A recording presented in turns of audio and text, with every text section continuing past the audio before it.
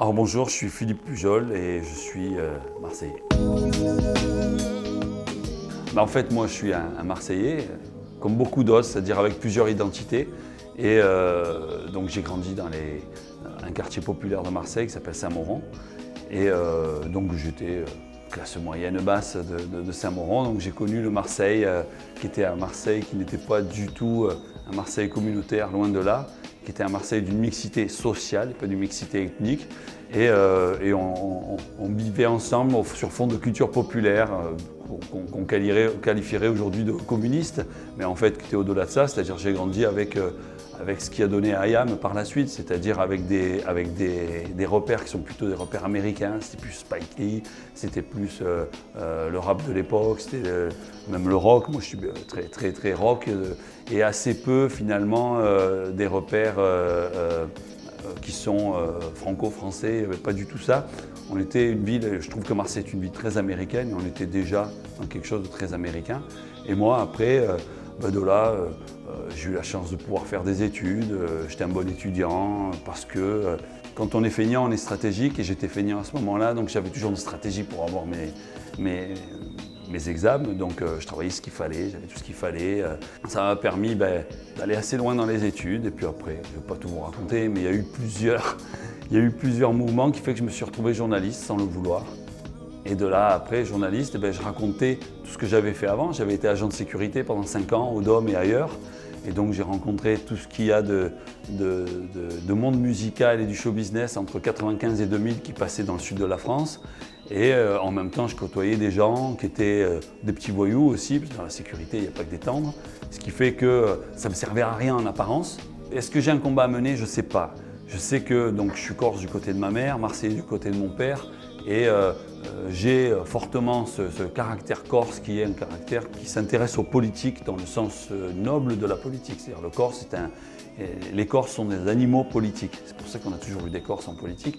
Pourquoi? Parce que quand on est, sûrement que c'est pareil pour d'autres pays de montagne, quand on est dans des montagnes comme ça, on a une culture de la citoyenneté, on s'occupe de son territoire. Et on a aussi une culture de savoir comment prendre et garder le pouvoir, et donc ce qui est moins de la citoyenneté, de la politique politicarde un petit peu. Donc moi je connais tout ça, pas pour en faire à la base, hein, c'est pas mon but, j'ai jamais essayé d'aller là-dedans, mais j'aime bien l'étudier, la regarder, et c'est pour moi une petite aventure que de vivre ça.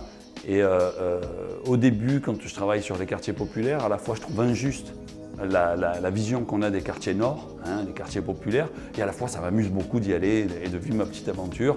Et j'aime voir aussi ce que la politique, quand elle est pratiquée de telle ou telle manière, c'est ce qu'elle engendre. Et les quartiers populaires de Marseille est un des exemples de ce que la politique a pu fabriquer. Et très rapidement, le politique va s'en séparer et va dire les quartiers populaires sont comme ça parce que. Et après, en fonction du courant, on va trouver une solution. Soit parce qu'ils sont totalement délaissés, soit on va dire parce que c'est une population qu'il faut dompter. Mais moi, je voulais raconter un petit peu plus déjà comment ça se passe et ensuite comment le politique fonctionne. Et après, je suis sorti du quartier populaire et je me suis mis à raconter le politique. Mais mon but n'est pas une sorte de Che Guevara journalistique de dénoncer ou quoi que ce soit. C'est qu'à chaque fois, il y a une étape de plus.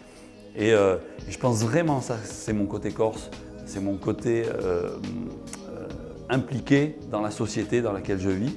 Et moi, je ne suis pas impliqué politiquement, je n'ai jamais adhéré. J'ai été syndiqué, je suis toujours d'ailleurs, mais pas d'un point de vue politique. Je n'ai pas été militant, même si j'ai beaucoup de respect pour les militants.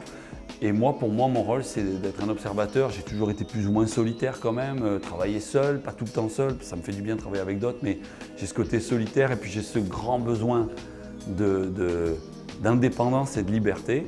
Mais le problème, c'est que l'indépendance et la liberté, c'est un sacré combat pour la garder, c'est très compliqué. J'ai pas de plan de carrière, généralement, sur qu'est-ce que je vais faire après. En tout cas, c'est très varié. Je suis sur un projet de fiction, assez étonnant, c'est une comédie musicale, où je suis réalisateur et auteur. J'ai un roman qui se passe en Corse, un western, qui lui est déjà écrit, qu'il faut fignoler, qui sortira dans pas si longtemps que ça. J'ai envie d'écrire une série à la The Wire. Mais après, voilà, il faut trouver la prod, il faut que ça marche, mais j'ai envie de ça. À côté de ça, je m'impliquerais bien pas en politique, mais dans le monde politique, dans le sens noble du terme. Mais bon, je ne peux pas tout faire en même temps. J'ai monté une petite boîte qui fait de la narration. J'aimerais bien travailler plus là-dessus. En fait, je fais énormément de choses, c'est volontaire, j'ai besoin de ça et j'ai besoin de ça pour garder mon indépendance au maximum aussi, ce qui n'est pas facile. Et donc, j'ai la chance en fait, la chance où je suis allé chercher, j'en ai aucune idée, mais j'ai la possibilité en tout cas pour le moment de ne pas faire ce que je veux, mais d'aller dans la direction de ce que je veux. C'est déjà pas mal. Et je sais très bien que ça ne durera pas, qu'à un moment ça va bouger, donc j'essaie d'en faire un maximum maintenant. Et par exemple, un de mes rêves d'enfant, c'est d'être doubleur de dessin animé. Eh ben, j'aimerais bien un jour doubler un dessin animé, ça me plairait bien. Boum, boum, boum.